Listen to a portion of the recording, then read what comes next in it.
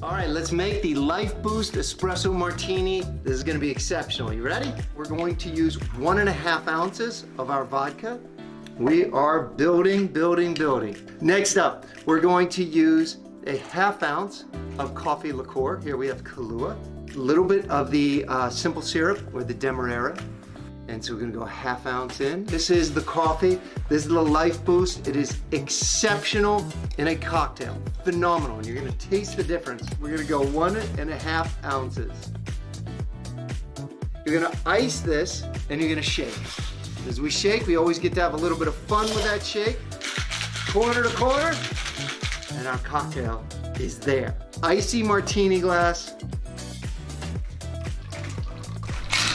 The drink is awesome right now. What I like to do, and I'm gonna teach you this secret. This is a little bit of salt. It pops the enzyme. It makes a cocktail actually taste like it has more depth, more elegance, more flavor. Just a little pinch. One of the products I helped design, which is called Whip Shots here, dairy-free, vodka-based.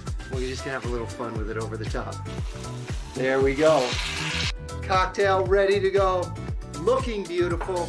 Cheers and sip boldly. That's when you know it's a good drink, when you're wearing it like that.